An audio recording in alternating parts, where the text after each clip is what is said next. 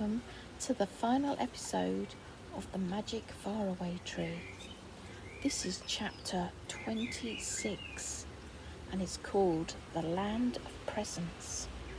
Next day, all the 4 children woke up feeling excited. It was so lovely when a really nice land was at the top of the Faraway Tree. They had been to the land of birthdays before, and the land of take what you want.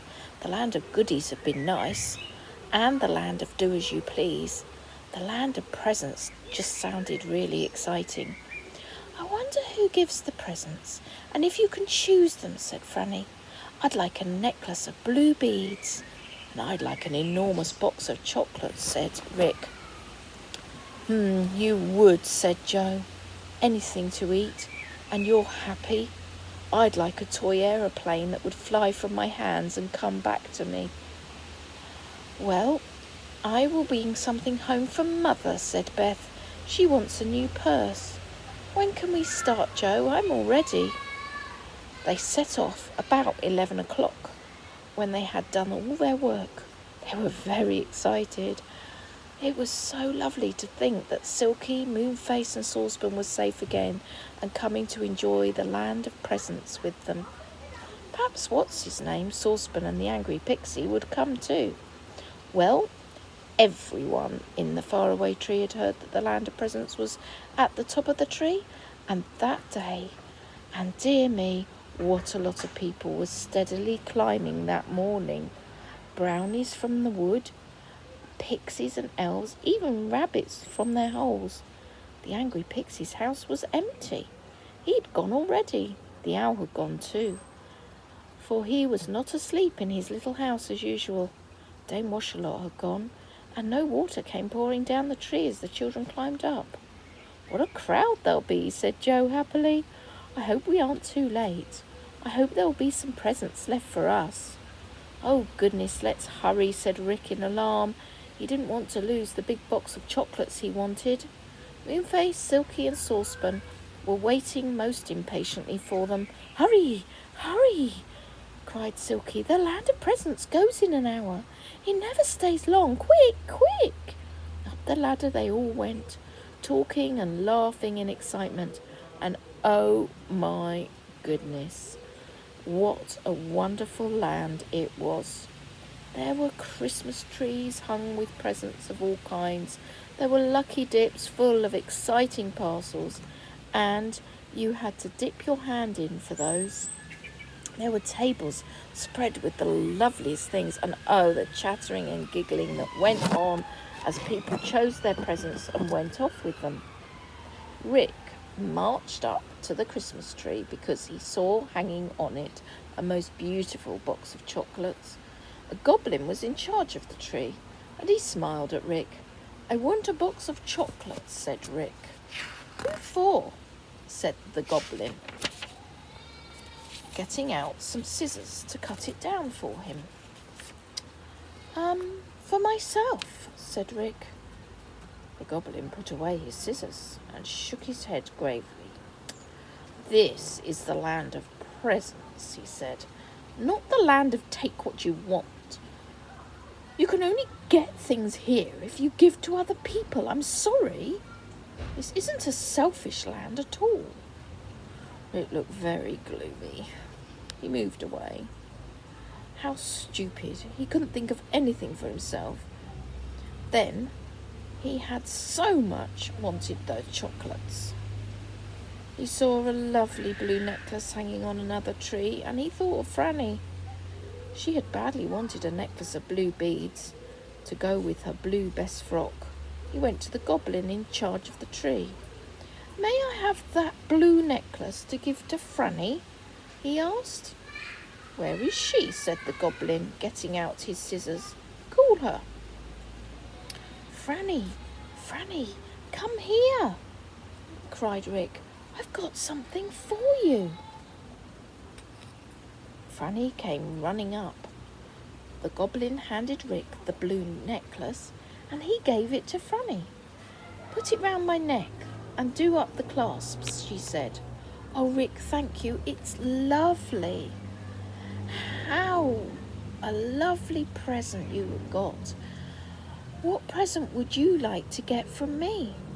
"Oh, Frannie, I'd love that box of chocolates," said Rick, beaming all over his face. "Would you get it for me?" Frannie at once asked the goblin there for it and gave it to Rick. He undid the box and offered it to Frannie. "Have a chocolate," he said. Well, as soon as the children knew how to set about getting the presents, they had the most wonderful time, all except dear Saucepan, who would keep on getting the wrong presents for everyone because he kept hearing things wrong. "What would you like as a present?" he said to Beth. "Oh, Saucepan, I'd love a frock," said Beth. Well, Saucepan thought she said clock, so off he went to get one at last and put it on his back. It was a grandfather clock, and so large that it quite bent him in two with his weight. Everyone stared in surprise as old Saucepan came back with it. "Here you are, Beth dear, here's your clock," said Saucepan, beaming at her. "Saucepan, I said frock, dress, not clock," said Beth, trying not to laugh. "A frock!"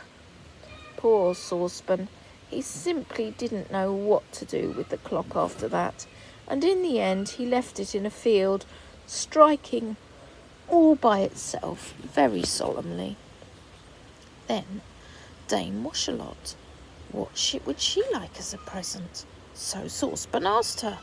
"Well, I need a new iron," said the old dame. "I'll get you one," said Saucepan. But you know, he heard quite wrong. He thought Dame Washalot said lion, though he had to stop and think one moment to see if she really did want a lion or a tiger or an elephant either. It was difficult to find a lion in the land of presents, but as a rule there was that whatever anyone wanted they must have, and the goblins managed to produce one somehow or another.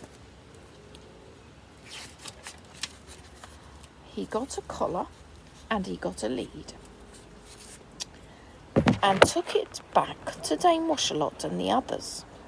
They all stared at him in amazement. "What has Saucepan got a lion for?" said Joe. "Dame Washalot, here is the lion you wanted," said Saucepan, beaming, and he put the lead in Dame Washalot's hand. She dropped it at once and backed away. "Saucepan, don't play this kind of joke on me. You know I'm scared of lions." "Then why did you ask me to get you a lion?" said Saucepan, astonished. "I said iron, not lion," said Dame Washalot quite snappily. "Well then, wouldn't you like to put it in your wash tub and wash it clean?" said Saucepan. But nothing would make Dame Washalot take the lion, so in the end Saucepan had to take it to the field where the clock was and let it loose. "Perhaps it will eat the grass and be happy," said Saucepan. "Oh, Saucepan, lions don't eat grass," said Joe with a laugh. "Now tell me, what do you want for a present?" "Some kettles and saucepans," said the old saucepan man at once. So Joe went to the lucky dip and said what he wanted. He put his hand in and drew out 4 large knobbly parcels, 2 shining kettles and 2 fine saucepans. The saucepan man was very pleased indeed. He put one of the new saucepans on for a hat. Well, it was fun in the land of presents. Everyone went round getting something for the others. Rick got a toy sweet shop for Beth. She was delighted. She got a fine aeroplane for Joe that flew from his hand and cleverly came back for it each time it flew. Joe got a new hat for What's-His-Name with a yellow feather in it. What's-His-Name had got a pair of silver shoes for Silky, and she put them on at once. "Are we allowed to take anything home for our mother and father?" Joe asked Moonface. "Of course, so long as you say it is for them and no one else," said Moonface. So Joe went to where the Christmas tree was hung with presents and got a beautiful box set of hankies for his father, and Beth got a large new purse for mother. Suddenly Joe looked at his watch. "It's almost 12 o'clock, he said. "The land of presents will be moving off in a minute. We'd better go. Anyway, we really don't want to be carrying any more. Goodness knows what a lovely lot of things we've got." So they left the lovely land of presents and went down the ladder of the faraway tree. They said goodbye to Moonface and the others and sat down on cushions, their presents on their knees so that they wouldn't break. And one by one they shot off down the slippery slip and out of the front door. They heard a curious roar as they landed on the moss outside the tree. Joe looked up into the branches. "Do you know, I believe that funny old lion followed us down the ladder," he said. "Whatever will Dame Washalot do with him if he won't leave her? I guess she will wash him every day in her wash tub." "Well, he'll wish he hadn't left the land of presents then," said Beth with a giggle. "Come on, let's go home to Mother. What a lovely adventure. I hope it won't be the last." And it won't, because the faraway tree is still there.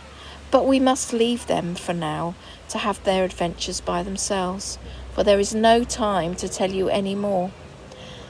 There they will all go through the enchanted wood, carrying their lovely presents. What a lucky lot of children they are, to be sure. The end. And if you're out and about and you see the magic faraway tree, do let me know, won't you? Now for my next book, I'm thinking of reading the Charlie and the Chocolate Factory. If you want that, then perhaps you'd like to write a comment. But please do put requests anyway in the comment boxes so that I know what story you'd like next. Thank you for listening.